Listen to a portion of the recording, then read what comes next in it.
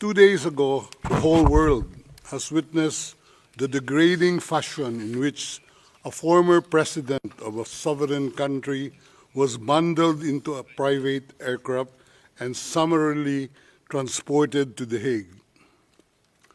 To us lawyers, this would be called an extrajudicial rendition. To the less legally inclined, it was a pure and simple kidnapping. My client was denied all access to the legal recourse in the country of his citizenship, and this all in the nature of political score settling.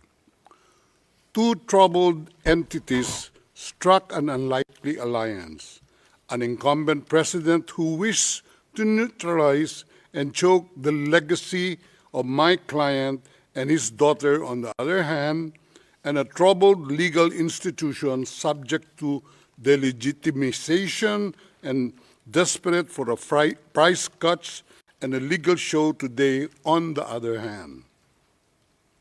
With this in mind, it is not surprising that my client was abducted from his country. ICC private jets do not drop out of the thin air. That jet which received my client was coordinated in advance.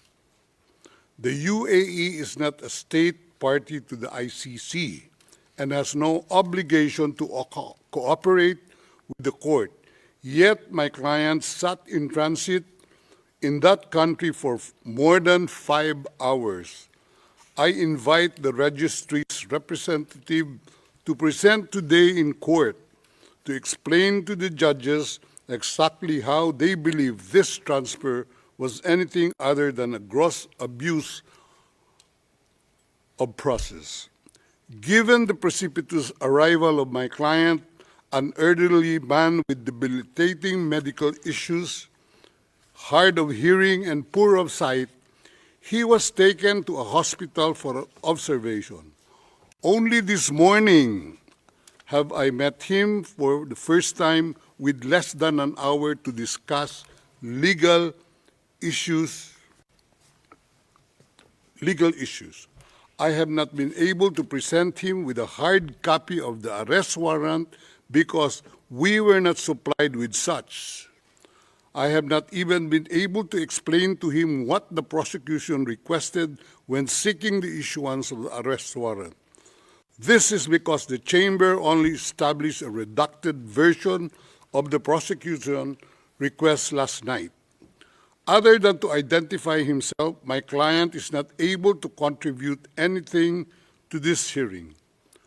Most importantly, he is not able even to tell you that he has been informed of the charges as contained in the arrest warrant for a reason more pertinent to which I alluded in my written request to this honorable pretrial chamber this morning, and which is confidential in nature.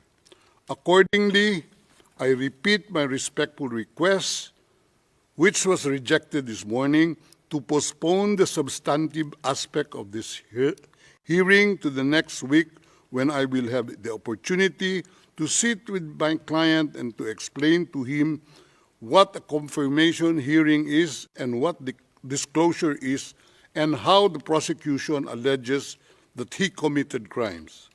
I thank the court for its attention and regret to say that I do not have instructions to continue my submission any further today. Thank you.